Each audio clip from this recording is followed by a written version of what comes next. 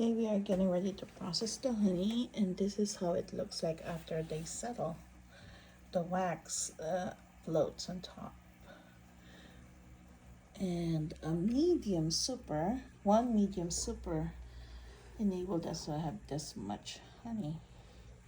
And we're gonna turn that on and let it drip on another bucket with another honey gate. And that is how you process it. Just to strain it that way, the finished product won't have any wax floating on it. Or B parts. Yeah, or B parts, you know.